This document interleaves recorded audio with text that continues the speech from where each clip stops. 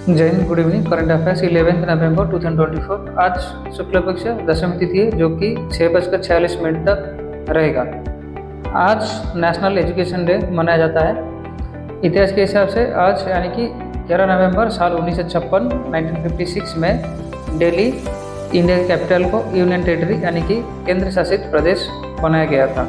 Significance of 11 नवंबर, आज का दिन साल 1888 में अबुल कलाम आज़ाद जो कि भारत का पहला एजुकेशन मिनिस्टर थे, उनका जन्म हुआ था। मौलाना अबुल कलाम आज़ाद एक इंडिपेंडेंस एक्टिविस्ट, राइटर और इंडियन नेशनल कांग्रेस का एक सीनियर लीडर भी थे। उनका बर्थ एनिवर्सरी को सम्मान देने के लिए भारत में आज नेशनल एजुकेशन डे मनाया जाता है।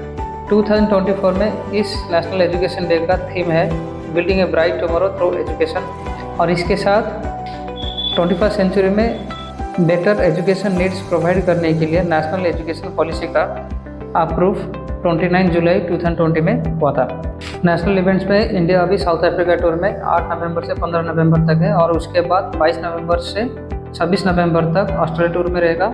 और उसके साथ झारखंड असेंबली को अभी 2 दिन बाकी है जो कि 13 नवंबर और 20 नवंबर को होगा, और महाराष्ट्र में एक ही फेज में 20 नवंबर को असेंबली इलेक्शन होगा। इस नवंबर 18 और 19 को prime minister Narendra Modi Nigeria और गुयाना विजिट करेंगे, और 18 और 19 को G20 समिट भी होने वाला है। और स्कीम्स में PM Vidyalakshmi scheme, anti terror conference 2024 जो कि यूनियन मिनिस्टर श्री अमित शाह जी के द्वारा ये 2 दिन का anti terror conference 2024 new Delhi में इनागुरेट किया गया था। इस कॉन्फ्रेंस का मेन एम ये था कि टेररिज्म को काउंटर करने के लिए पॉलिसीज और स्ट्रैटेजीज बनाना, और ये कॉन्फ्रेंस NIA यानी कि नेशनल इन्वेस्टिगेशन एजेंसी के द्वारा होस्ट किया गया था।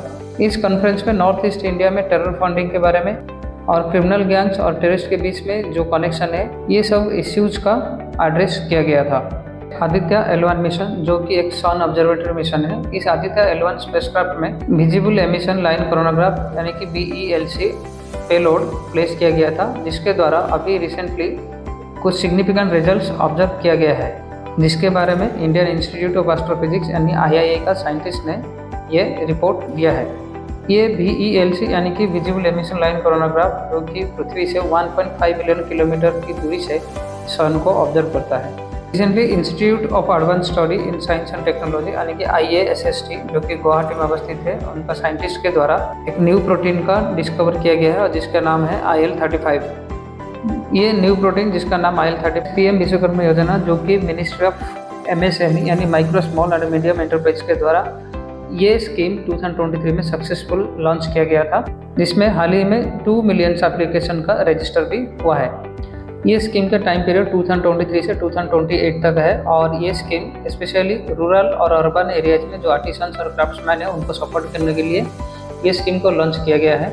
इस स्कीम में जो भी आर्टिसंस और क्राफ्ट्समैन रजिस्टर किए हैं उनको 15,000 का वाउचर्स मिलता है, और जिसके द्वारा उन्होंने 15,000 रुपीज़ का अपना टूल किट्स खरीद सकते हैं। Next, Indian shuttler PV Sindhu ने centre for badminton and sports excellence Visakhapatnam में एस्टेब्लिश करने के लिए उसका फाउंडेशन स्टोन की स्थापना की है। इसको स्थापना करने के लिए PV सिंधु का ये लक्ष्य है कि स्पोर्ट्स सेक्टर में नया खिलाड़ियों का एम्पावरमेंट करना और उनको सही दिशा में गाइड करना। नेक्स्ट, रिसेंटली इंडियन आर्मी ने आत्मनिर्भरता इनिशिएटिव में एक इम्पोर्टेंट स्टेप अचीव किया है। इस इनिशिएटिव के माध्यम से आर्मी का नॉर्थ कमांड ने 550 ASME मशीन पिस्टल का इंडक्शन किया है। ये आत्मनिर्भरता और सेल्फ रिलायंस एक कैंपेन है जो कि honourable prime minister Narendra Modi ji के द्वारा लॉन्च किया गया था, और इसका मूल लक्ष्य ये था कि भारत विभिन्न क्षेत्रों में सेल्फ सफिशिएंट हो सके और लोकल प्रोडक्शन का एनकरेज हो सकता है, और इसके साथ इंपोर्ट्स को रिड्यूस किया जा सकता है। नेक्स्ट, सागरमाला परिक्रमा।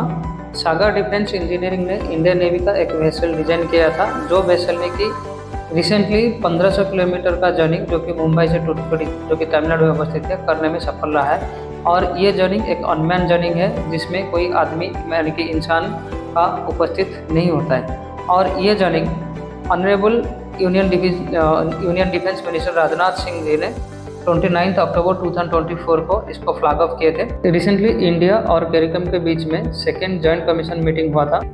कैरिकम मतलब कैरेबियन कम्युनिटी है, जो कि 15 मेंबर्स का एक ऑर्गेनाइजेशन है। इस मीटिंग में economic cooperation, renewable energy, education और इंफ्रास्ट्रक्चर डेवलपमेंट के बारे में डिस्कशन किया गया था। महासागर इनिशिएटिव, रिसेंटली भारतीय नौसेना ने महासागर इनिशिएटिव का 3rd एडिशन कंडक्ट किया है। इस महासागर इनिशिएटिव का इंट्रोडक्शन हर साल 2 बार किया जाता है और भारतीय नौसेना ने इसको पहली बार 2023 में कंडक्ट किया था। और इसमें जो पार्टिसिपेटिंग नेशंस है Bangladesh, Madagascar, Kenya, Comoros, Maldives, Mozambique, Mauritius, Sri Lanka, Seychelles और तंजानिया है।